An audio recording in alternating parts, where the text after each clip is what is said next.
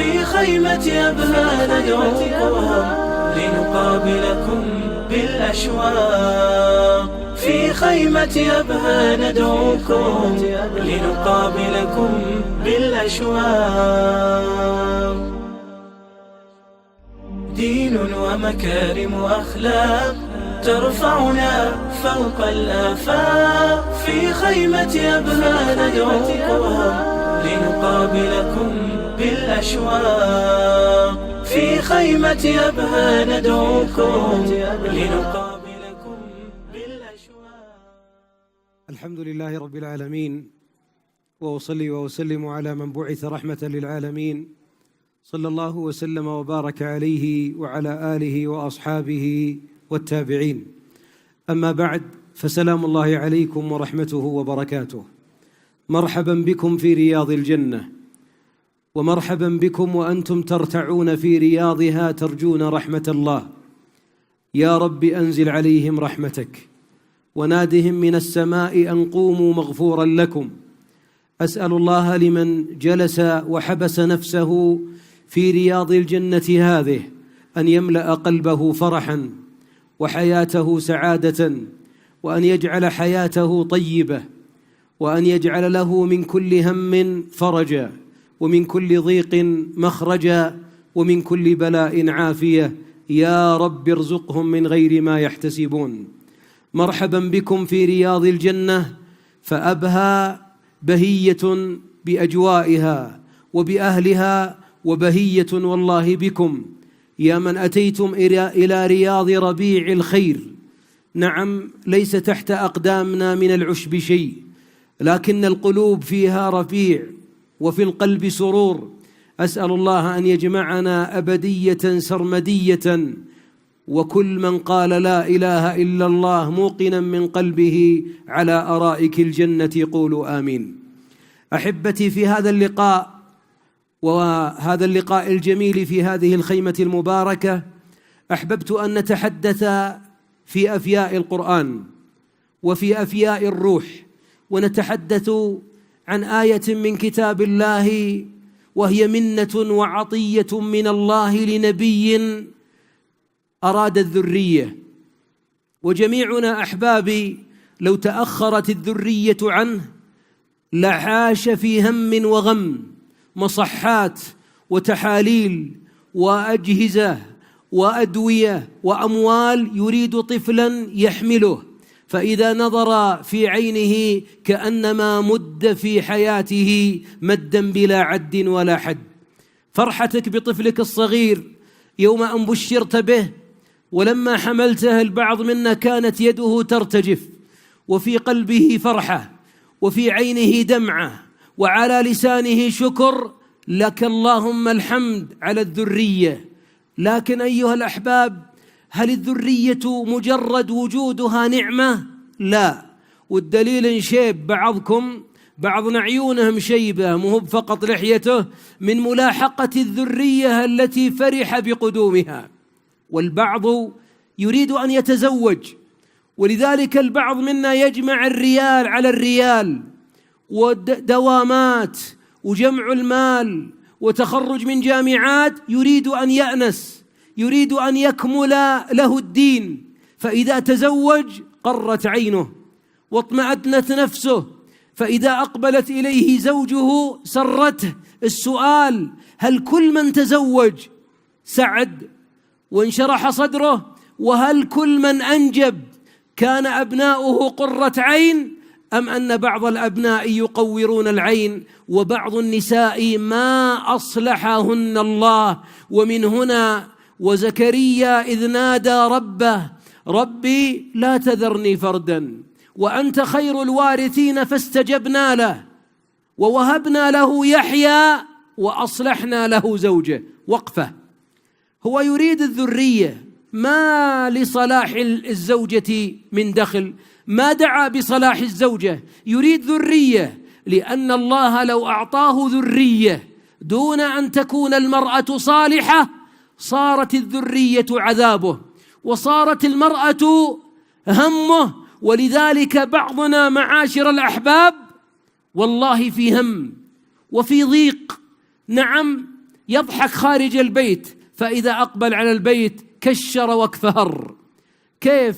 هذه مدينة السعادة وهي بيوتنا. الله عندما جعل لنا من أنفسنا أزواجا قال لتسكنوا إليها، فهل سكن بعض الأزواج؟ لا، لأن الله ما أصلح له زوجه. إذا تكلمنا عن نداء زكريا عليه السلام وهو يريد الولد ويستجيب الله له بأن يعطيه الولد ويعطيه صلاح الذرية، قال بعض أهل العلم إن صلاح زوجة زكريا نعمة أعظم من موهبة يحيى. نعم، اللي الآن قتلوا في صفاتنا أو في ساحات القصاص ألم يذلوا آباءهم عندما قتلوا؟ وأتى سيف العدل ليقتص منهم ويزيل الرؤوس من الأكتاف. أليس الأب يبكي ويتمنى يا ليت الله ما عطانيه، دامه بلاني به في المصائب والمشاكل؟ أليس كذلك؟ بعضهم الآن يقول يا شيخ والله قبل زواجي كنت سعيدا، ويوم تزوجت سكر، ضغط، كوليسترول، اكتئاب، قلق، توتر، ضيق، ديون، هموم. والسبب أحيانا تكون من الزوج، هو ما أصلح نفسه فما صلحت ذريته، وسأذكر بعد قليل الأسباب. لكن خذ قصة من قصص الواقع. رجل صالح له امرأة فيها صلاح لكنها طويلة اللسان. وللمعلومية جمع من المفسرين فسروا قول الحق وأصلحنا له زوجه، قال بعضهم كانت لا تلد فأصلحها الله فولدت، أي وهبه الله الولد. بعضهم قال لا، كان في لسانها طول، والمرأة إذا طال لسانها خرجت السعادة مع باب بيتها. ولذلك يقول الحكماء من طال لسانها طالت أيامها، من طال لسانها قصرت أيامها. ولذلك خديجة رضي الله عنها وفرت لبيت النبوة نعمتين، والله بدونها النعمتين والله لا يسعد زوج مع زوجته ولا إنسان في بيته. ماذا فعلت؟ عندما أتت بالطعام وذكر جبريل لرسول الله عليه الصلاة والسلام أنها خديجة وقد قدمت إليك بإدام وفي رواية طعام، قال بشرها ببيت في الجنة لا صخب فيه ولا وصب، يعني ما فيه صياح ولا لوم ولا لسان طويل، وساكن هادئ. لأن الزوج إذا أتى وقد عركته الحياة يريد السكينة. وبعضهم إذا دخل أول ما يستقبله ترى حمودي طق عبودي، وسارة دبجت حصة، دبجت يعني ضربت، ويلا حلها، ويبدأ في لجان صلح. في النهاية يبغى ينام، يريد لقمة لا يجده. لذلك أعود فأقول هذا الرجل الصالح عنده امرأة صالحة، لكن للأسف بعضنا صلاحه في نفسه ما يتعدى لغيره. المرأة قد تكون مصلية وقد تكون متصدقة وقد تكون حافظة للقرآن وهي من شرار الناس، وهي ممن حرموا التوفيق. لما؟ لأن طاعتها حفظها وتلاوتها وصلاتها وصيامها لها، لكن اللي يدخلها جنة ربها منها وأطاعت زوجها. هي صلت خمسها وصامت شهرها لكن دمرت مستقبلها، لم تطع زوجها وبدأت في إلحاح وفي صراخ. يخرج السعادة مع الباب على طول. بيوت السعداء، بيوت الصالحين مطمئنة هادئة. الأبناء يعرفون حق كل يعرفه، الصغير يحترم الكبير، الكبير يرحم الصغير. أعود لكم للقصة حتى لا تنقطع. كان بينه وبين زوجته مشكلة كبيرة. يقول أحدهم وكنت أزوره، فهو من أهل العلم، عنده طلب علم وعنده مكتبة حطها في الملحق برا، مكتبة كبيرة ومكيف جميل ومكان للقراءة وهادئ. وكنت أزوره بين الفينة والأخرى، فكان يقول لي يا شيخ، يقول لصاحبه أظن أن الحل مع أم فلان الطلاق. لا يا شيخ، اتق الله في نفسك، لها أبناء. قال وماذا أصنع؟ أنا تزوجت لأسعد، أم تزوجت لأشقى؟ قلت له لا والله، تزوج الإنسان لأسعد. قال حياتي كأنما هي التنور، هي لسانها طويل، غيرتها عالية، نعم صالحة لكنها لا تنقل من صلاحها لي شيء، تراني ند لها. ثم ابتدأ يقول هذا الرجل أنا أقل علما وحكمة من هذا الشيخ، فما قلت راح أنصح واحد أكبر مني، معنى المفروض تنصحه. يقول فتركته وقلت أسأل الله أن يصلح حالك. استمرت الأيام وزرته بعد شهر، ويقول هذه المكتبة الجميلة فيها سجادة صلاة، مثل ما كل واحد منا له في بيته مكان للصلاة، نظيف وطاهر ومطيب، ويصلي السنة فيه، والمرأة لها مكان طيب طاهر نظيف مطيب تصلي الفرائض والسنن فيه. قال فأتيته في ضحى فإذا وجهه مشرق. ترى يا أحبابي لا تزعلون علي، الآن لو تناظر في بعضنا في وجهه وتعطيه مراية يقول هذا منه، تقول تعرف هذا؟ قال أعوذ بالله، الله يكشف عنا العذاب. هذا منه؟ هذا أنت، الله يعظم أجرك، هذا أنت، هذا الحزن اللي في وجهك. لماذا حزين؟ تصدقون السعداء من المتزوجين يظهر على قسمات وجوههم رضا وسعادة وابتسامة وطلاقة، مبسوط، ثوبه نظيف، قلبه نظيف، ابتسامته جميلة، وجهه طلق. والبعض معه سبحة لو تنقطع ويجيني حبة منها دخلت من هنا وخرجت من وراء راسي من قوة من فلتت. بعضهم يفرغ الشحنات، تلقاه قاعد الآن يطقطق بركبه الله يثيبه، ولا يقطع أظافره، ولا يقطع براطمه، ولا يناظر في جواله، ولا يطقطق أصابع. اركد يا أبو فلان الله يرحم والديك، اهدأ قليلا. تقول له ما شاء الله كم كثر عيالك؟ قال 5 الله يكفيني شرهم ولا ياخذهم. أعوذ بالله من الشيطان. يا أبو فلان وشلون أم محمد؟ قال الله يصلحها ولا يعطيها وحده أرض جو. لماذا أنت غير سعيد؟ انظر للرجل هذا الصالح، يقول كاد يطلق، فقلت له أرى السرور في وجهك يا شيخ. قال بشرك، رد الله أم فلان. بماذا؟ فأشار إلى سجادته، قال بهذه ردها الله.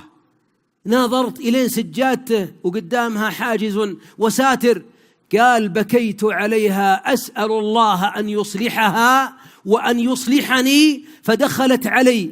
طبعا إذا تزاعلوا بعض الأزواج يصير بينهم السفير نورة صغيرة، النون ذي، ولا عبودي ولا دحومي، قولي لأمس حطينا قهوة، ومسكين نايم في المقلط، الله لا يردي لنا حظ، والبيت داخل فراش وسرير ونعمة وخير، وتلقاه وياها أحيانا بالواتس، قهوة شاي زيدوا النعناع. يا أخي يدخل تكلم ما يكلم، بينهم قطع العلاقات. ليه يا حبيبنا؟ هذه زوجتك، قرة عينك، أنت جنتها وهي خيريتك. لكنه قال أردت إصلاحها بالنصح فما استفادت، أردت إصلاحها بالاتصال على أهلها، خشيت أن تكبر القضية. أتكلم معها أقول اتق الله، كل الأدلة اللي عندي حافظتها، حافظت الأدلة كلها. ماذا أفعل؟ أقول لها شرق تقول غرب، أقول عدلة تقول عوجة، يا مرة تقول يا رجل، وش السواد؟ وأقول وأعوذ بالله أن أرفع يدي على امرأة فما رفع الحبيب المصطفى عليه الصلاة والسلام على زوجة من زوجاته. للمعلومية حبيبنا صلى الله عليه وسلم أغضبه نساؤه، وقد أمرهن الله بالتوبة إن تتوبا إلى الله. نعم، ولذلك أحبابي يكون هناك إغضاب من الزوجة للزوج والعكس.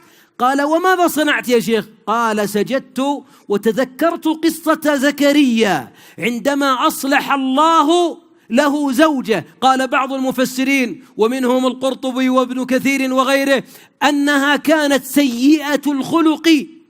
أحبابي هذا معناه نبي زوجته كانت سيئة خلق أحيانا أو طويلة اللسان أحيانا. أنا وأنت ما موقفنا؟ نرضى إذن بقسم الله إن وهبنا، ونسعى في إصلاح أهلينا، وسعايتنا في صلاحهم تبدأ بإصلاح نفسك حتى تنقلب الصلاح إلى غيرك. قال فعادت، دخلت علي يوم وفتحت باب المكتبة ومعها الحالي والمالح والشاي والعصير والقهوة، يقول مبطي كأنني في صحراء مجدبة عن هذه اللمسات الحانية. ثم قالت: لك العتبى حتى ترضى.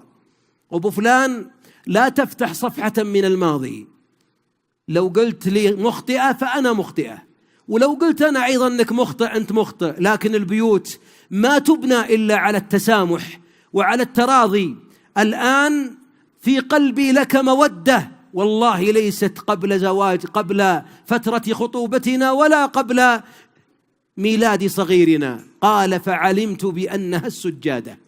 وامرأة صالحة، البعض يحب المواقف، وقلت هذه القصة، تقول: إذا اختلفت مع زوجي وارتفع صوتي عليه ماذا أفعل؟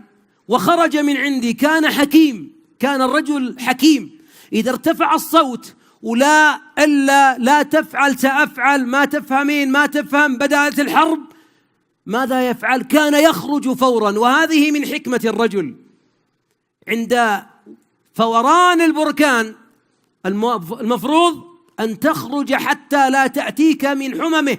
كان يخرج، فإذا خرج: ماذا تصنعين يا أم عبد العزيز؟ قالت: أتوضأ وأجلس على السجادة أصلي ركعتين ثم ألزم الاستغفار. فوالله أنه يعود بعد ساعة أو ساعتين وقد نسي السبب الذي كان بيني وبينه. إذن من الذي يصلح الأزواج؟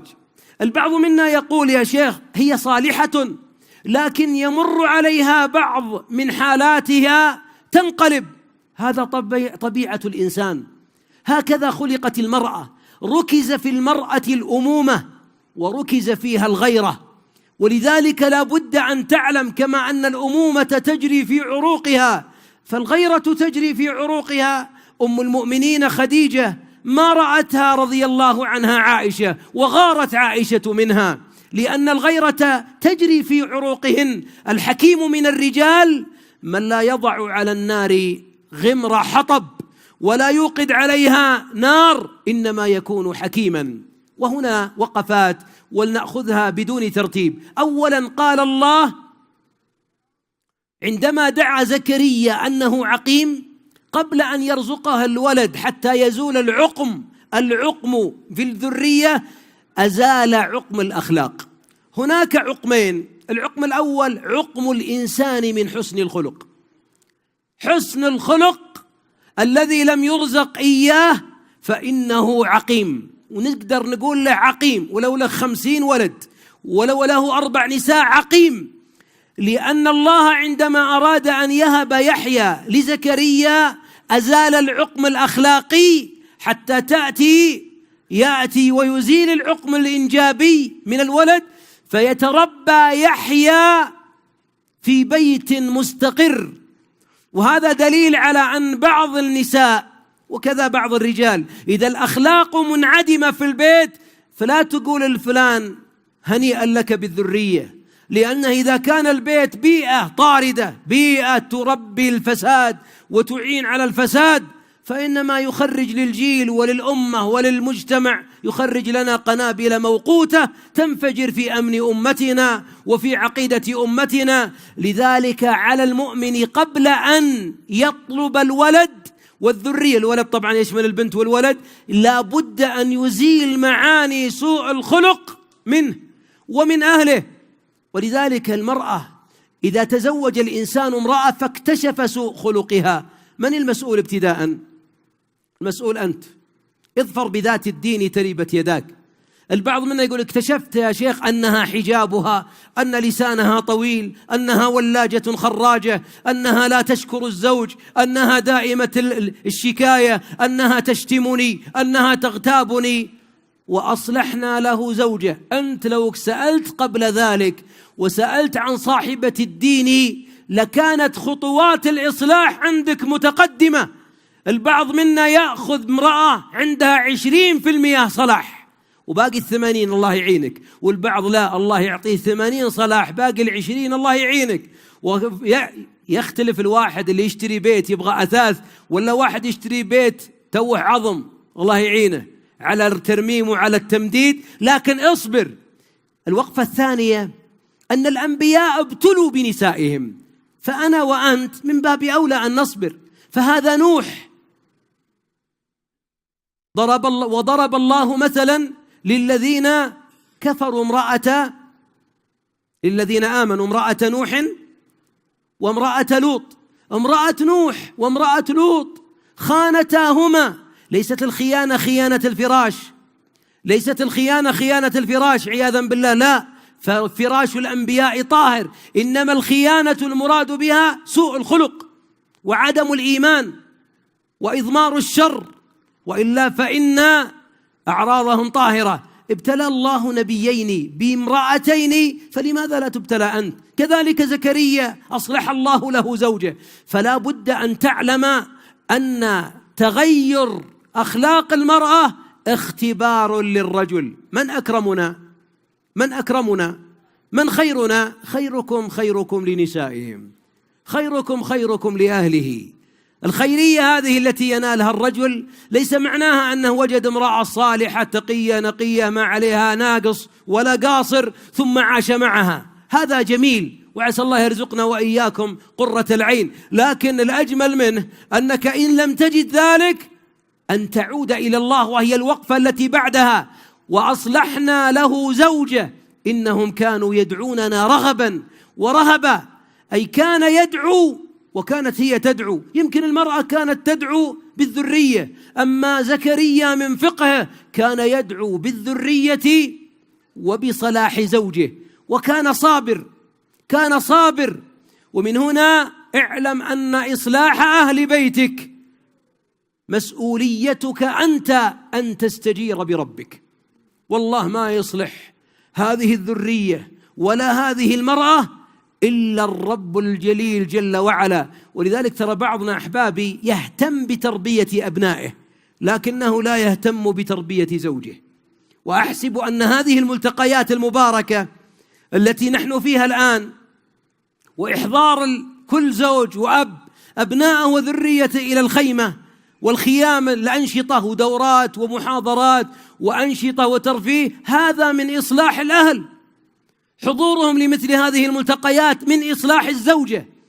ولذلك بعضهم يقول: أخذتها وهي عباءتها ليست شرعية، ونزواتها، وتريد النظر الحرام، وتريد الأسواق وغير ذلك. والله يا شيخ كنت أوقظها للصلاة، فالآن هي لا توقظني للصلاة فقط، بل هي التي توقظني لقيام الليل. يا شيخ أنا كنت أحفظ القرآن للناس وعندي 10 أجزاء، زوجتي في البيت هي حافظة للقرآن كله.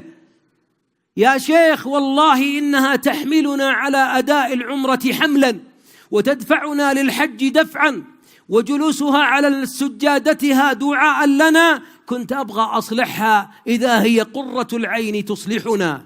نعم، والذين يقولون: ربنا هب لنا من أزواجنا وذرياتنا قرة أعين واجعلنا للمتقين إماما. يا أحبابي، الجنة في الدنيا إذا دخلت زوجة أحدنا هذا مقياس. إذا دخلت أنت البيت، هل البيت يفرح؟ الله لا يفضحنا، صحيح؟ هل البيت يفرح ويسفهل وينشرح ويرحب؟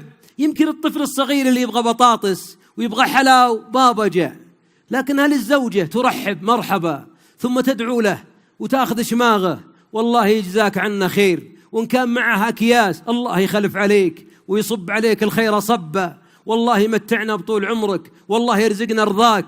الزوج مهما كان العناء فيه كلمتين تمسح العناء. وكذلك الزوج يدخل: الله يبارك في وقتك، أتعبناك طبخ وعندي أضياف، لكن أجرك على الله يا أم فلان.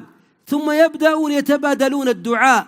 والله إنه يرمم من هدم من القلوب، ويبني الجسور المتهدمة، ويبني المودة التي لربما رحلت مع السنين. بعضنا إذا قال متزوج كم؟ قال أنا في تأبيده، يعني مسجون 25 سنة متزوج.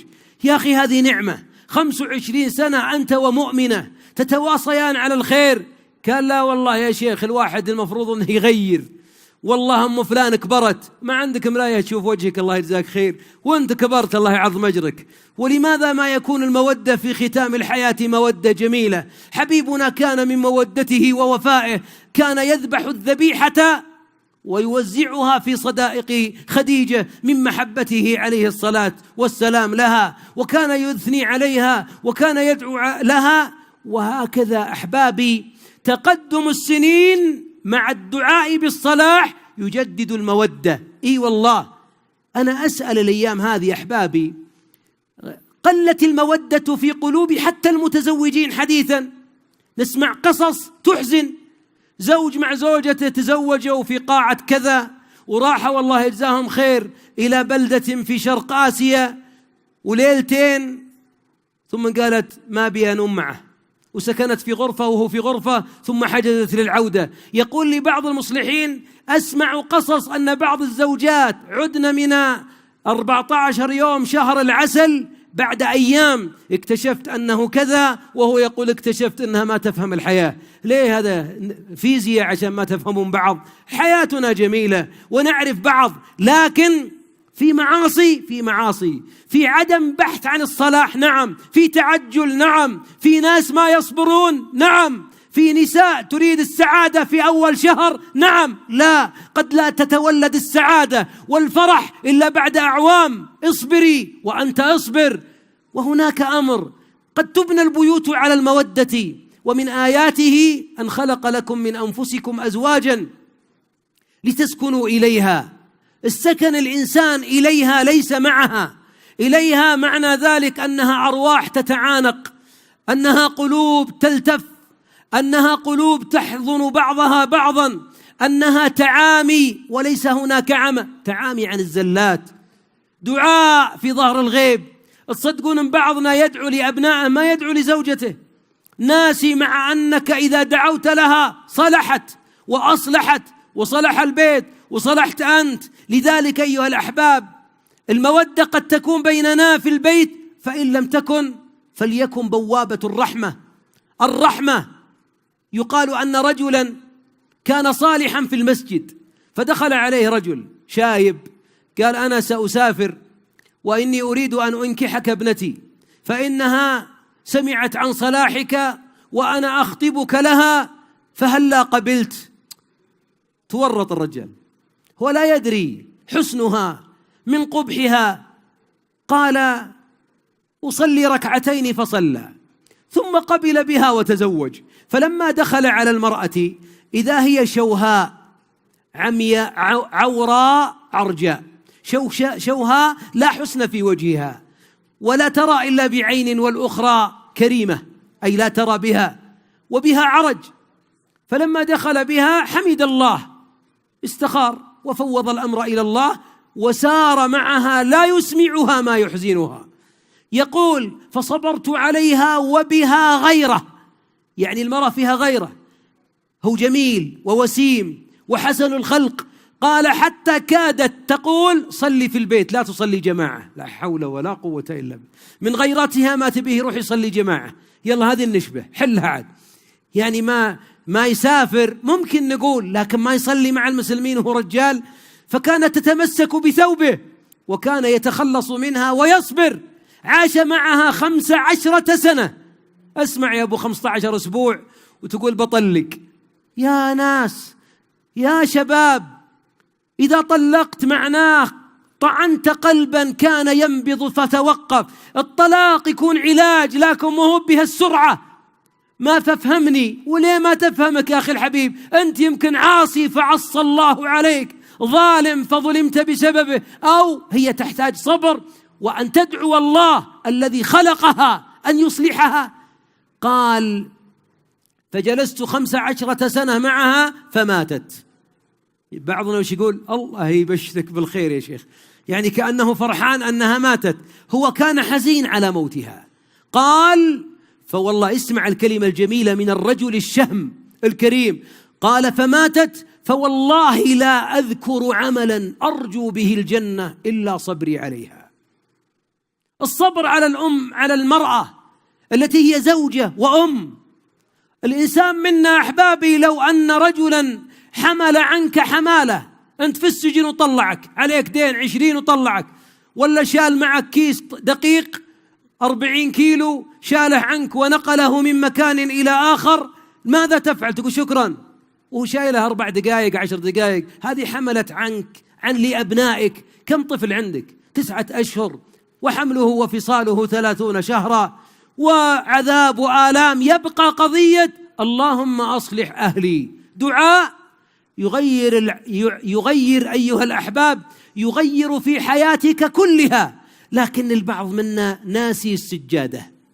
المراد السجادة نقصد بها مكان السجود، ناسي أن يسأل الله في جوف الليل أن يصلحها.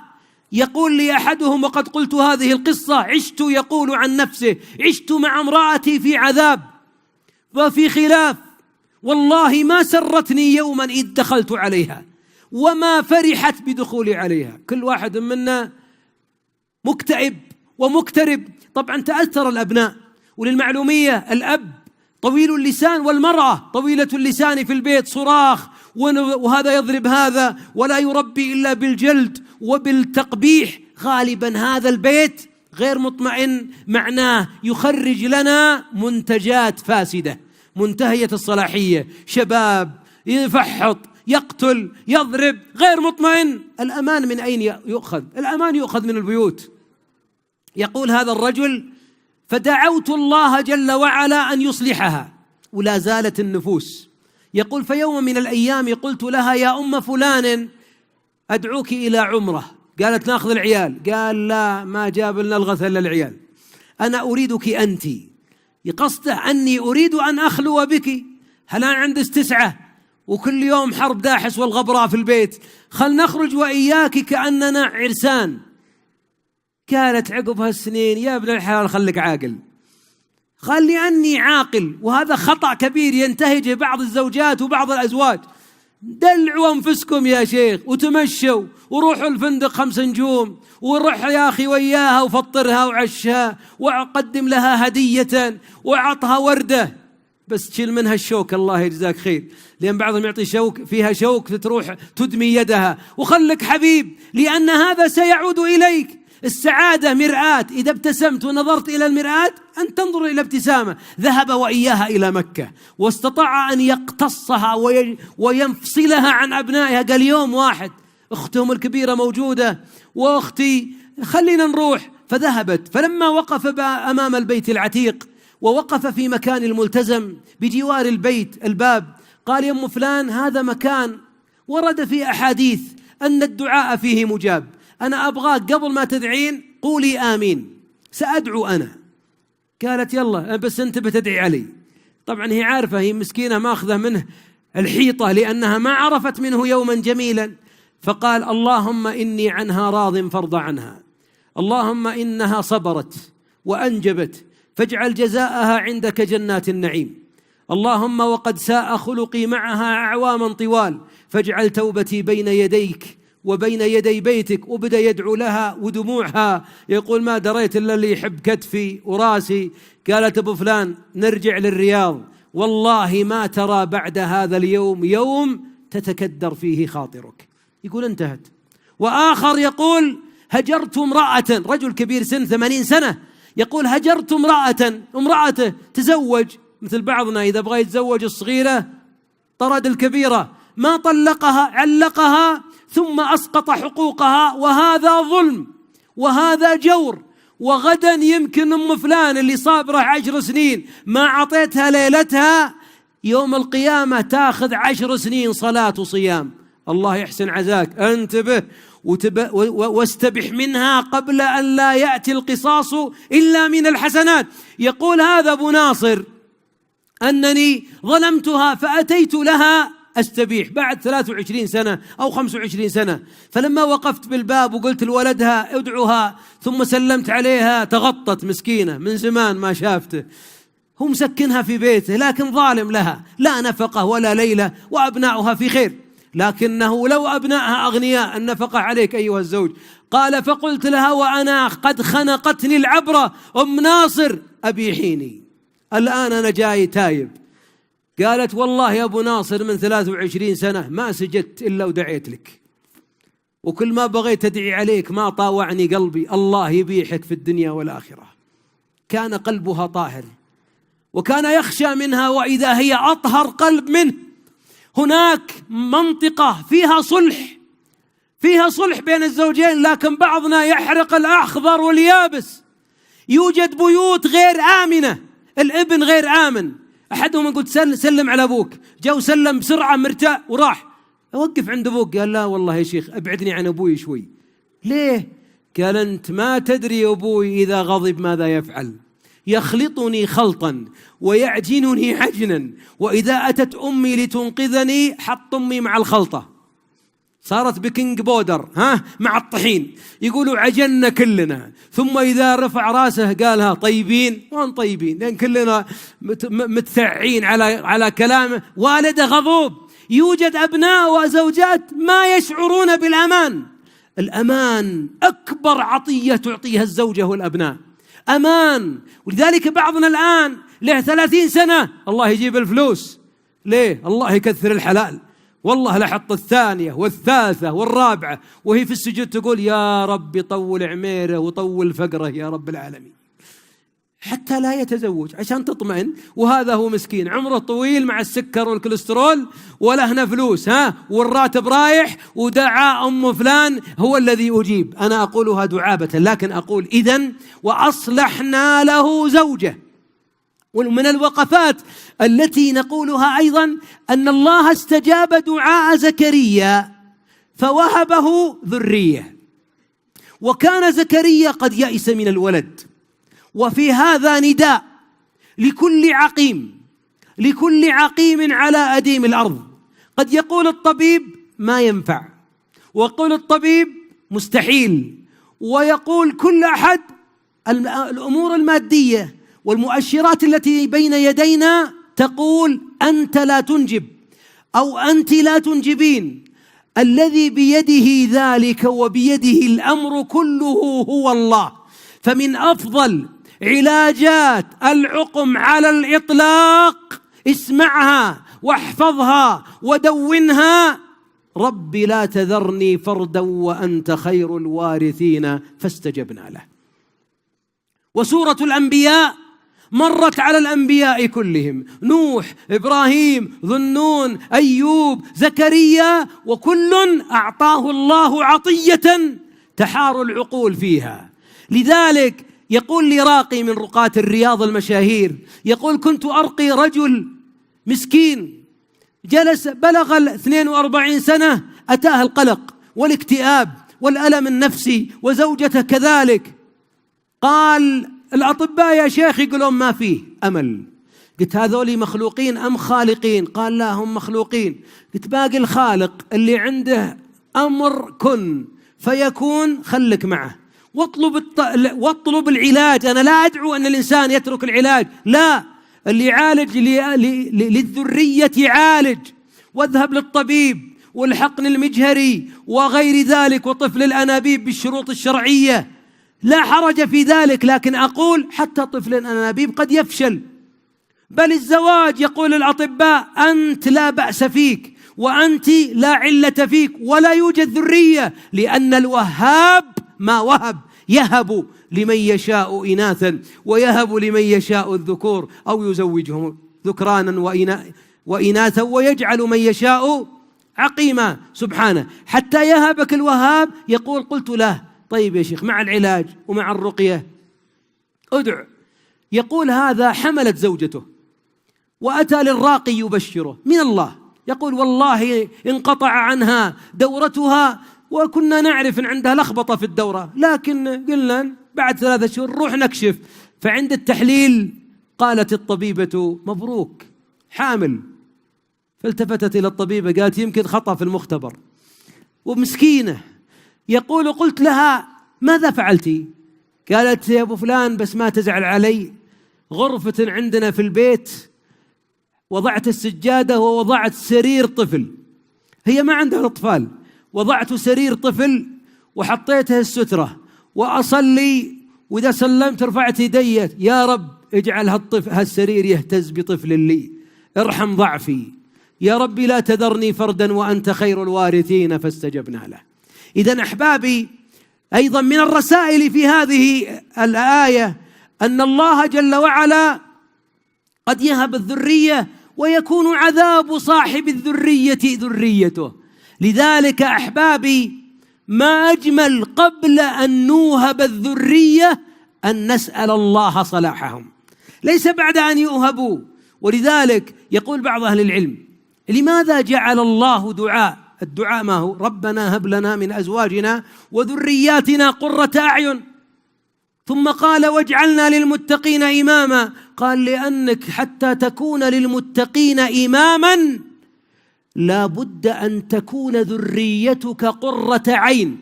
أحبابي، الآن جالسين تستمعون إلى محاضرة، الله يحرم هالوجوه عن النار يا رب العالمين. اللهم لا تشوي خلقي ولا خلقهم بالنار، ولا تفجع والدا بولده يا رحمن. أنت الآن لو كان أحد أبنائك الآن دق عليك واحد شرطة، ولدك يفحط أو ولدك طاعن أو ولدك يروج، الله يعصم أبنائنا وأبناء المسلمين، هل تستطيع أن تجلس الآن تستمع المحاضرة متكئ مطمئن؟ والله اللي جعلك خلاك جالس على هالأريكة الجميلة وتستمع وفي روضة من رياض الجنة أن قلبك مطمئن. لو تقول الآن المرأة في خيمة النساء ترى بنتك طلعت ما ندري وينها، والله ما تجلس عندنا ساعة، ولا لا؟ أنت حفظ الله لذريتك وصلاح الله لذريتك هو الذي جعلك تقر العين وجعلك تجلس في الخيمة الجميلة. إذن الحياة كلها ليس العبرة أن يكون لي ولكم أبناء وأن يكون لي زوجة ويكون لك زوجة، العبرة هل هم بوابة سعادة وصلاح؟ هل هم بوابة هناء أم لا؟ ولذلك من الدروس نقول ادعوا الله بصلاحهم قبل ميلادهم، ثم ادعوا الله بصلاحهم حتى ولو بعد ضلالهم، ولا لا أحبابي؟ أبناء نوح عليه الصلاة والسلام كانوا 4 أيام، وهو الرابع قال له نوح اركب معنا ولا تكن مع الكافرين، قال سآوي إلى جبل يعصمني من الماء. يعني يا نبي عنده 4 عيال أصلحوا 3 وباقي 1، لا تحزن. لكن هل نوح عليه السلام ترك دعوة ابنه؟ ترك نصيحة ابنه؟ ترك الدعاء لابنه؟ لا. ولذلك أقول بعض الآباء، ما تزعلون علي يا آبائي وأعمامي وإخواني، وقبله على عيونكم وجباهكم، والله أقولها بمرارة، والله إن بعض أسباب انحراف أبنائنا نحن معاشر الآباء، إن اللي دمرناهم، ما دعونا لهم، ما هيأنا وسائل الصلاح لهم، ما أمرناهم بالصلاة وهم أبناء 7، متى أمرناهم بالصلاة وهم أبناء 17؟ وعندما ممكن نشوف فيه رسالة هناك، أقول وعندما ظل أبناؤنا وبغينا الهداية لهم، ادعي يا أبو فلان، قال يا شيخ وين شدي، ألا أبشرك لي 2 وشهرين أدعي عليه. يا مسلم اتق الله، تدعو عليه. أنت إذا دعوت عليه إنما تعين الشيطان عليه. فدعوة يا أيها الآباء وأيتها الأمهات بالدعاء للأبناء، وأرسل رسائل وبسرعة. بس اللي قاعد قدام الشاشة يبعد شوي. أنت أخي، أنت نعم، أنت اللي التفت إلى الخلف، أي نعم، لأرى بقية الوقت. بس أقول إذن أرسل رسائل في الختام، قبل الختام وباقي معي 10 دقائق. أيها الآباء، لا تستبطئوا صلاح زوجة، فإن قلوب العباد بيد الرحمن يقلبها كيف يشاء. ويمكن ينقلب البغض حب، نعم ممكن ينقلب البغض حب، وممكن تنقلب الضلال هداية، نعم، فإن مقلب القلوب هو الله رب العالمين، انكسروا بين يديه. الرسالة الثانية للمرأة المؤمنة، اسمعي قول الحبيب عليه الصلاة والسلام، يقول لا ينظر الله إلى امرأة لا تشكر زوجها وهي لا تستغني عنه. والله إن بعض النساء الليل والنهار يعطيها من نعمة الله، لو راحت لأهلها ما عاشت في العز اللي عند أبو فلان، الله يغنيه ويكثر خيره، ما قصر، لكن لسانها ليس شاكرا، ودائما لوامة، ودائما تقول الله يخلف علي، فلانة شرى لها ذهب ب50، مالت علي وعلى حظي، يعني مالك عليها ومال الجدار عليه هو، نسأل الله العافية. ودائما ما رأيت خيرا قط، احذري فإن من أسباب دخول النار أن تكفر المرأة عشيرها، أن تكفر زوجها. فنقول للزوجة إن صلاحك بوابة صلاح البيت، نعم، ومسؤولية السعادة ابتداء على المرأة قبل الرجل. نعم، الرجل أعطاه الله ملكة من العقل وأنقص عاطفته، أما أنت أيتها المؤمنة فأعطاك الله عاطفة زادت عن عقلك، وهذا لكمال الرحمة في البيت، فأنت ميزان السعادة والفرح. ولذلك اسمعي قول الحبيب عليه الصلاة والسلام عندما تحدث عن نسائنا في الجنة. أحبابي، من نسائنا اللاتي ستصحبنا إلى جنات النعيم؟ الله يجمعنا بزوجاتنا في جنات النعيم، وأبنائنا وكل من قال لا إله إلا. لكن والله، وهذا محزن، والله إن الحب بين بعض الأزواج سينتهي في الدنيا، وفي الآخرة يتزوج إن دخل الجنة غيرها، وهي إن دخلت الجنة وهو ما دخل ستتزوج بغيره، لأنه لا يوجد في الجنة أعزب. لماذا؟ ما اجتمعوا في الآخرة وكانوا في الدنيا في بيت وعلى صحن واحد، وكانت تقول إني أحبك وهو يقول أنت عمري. كل هذا كلام فارغ. لماذا تفرقا؟ لأن الحب ما كان في الدنيا على الطاعة، ما كان على الصلاح. ولذلك اسمعي هذا الحديث، يقول صلى الله عليه وسلم: نساؤكم من أهل الجنة أولا الودود. الودود من المودة التي إذا آذت أو أوذيت أتت زوجها حتى تضع يدها على كفه فتقول، يعني تضع يده زعلان وماد انبراط، ما هو بفلان منتفخ الله يكفينا الشر، زعلان، ويا كثر بعض الرجاجيل اللي حقنه ما يرضى إلا عقب تعب، لكن بعضهم لين حبيب تجده. قال: آذاها، هو المخطئ، وضعت يدها على كفه فقالت: لا أذوق غمضا حتى ترضى. إذن أنت لك الحق أن تتظلمي بعد ذلك وتقولين تراك أنت المخطئ، لكن ليس في زمن الغضب، عندما تهدأ النفوس ويوم يجي الفنجان القهوة الله يخليك لي، تراك ذاك اليوم ظالمني والله ما فعلت كذا، فيقول أعوذ بالله من الشيطان الرجيم. لكن إن قلت له وهو في ثورة الغضب كان البركان الذي لا يبقي ولا يذر. فلتحذر المؤمنة. أيضا من النداءات التي أرسلها أننا أيها الأحباب في زمن كثرت فيه البلايا والفتن، فمسؤولية الزوجة أن تحافظ على زوجها.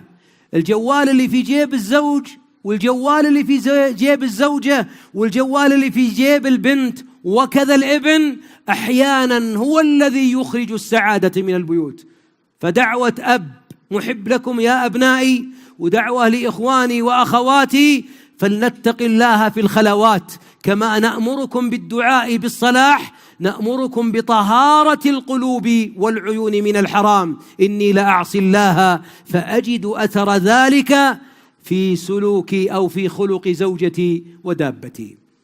انتهت هذه الكلمة وكان فحواها: وأصلحنا له زوجه، لأنه هو الذي خلق الزوج، وأصلح الله الزوجة لأن الله خلق المودة وجعلها آية في الدنيا. تريد صلاح الذرية؟ عد إلى الله.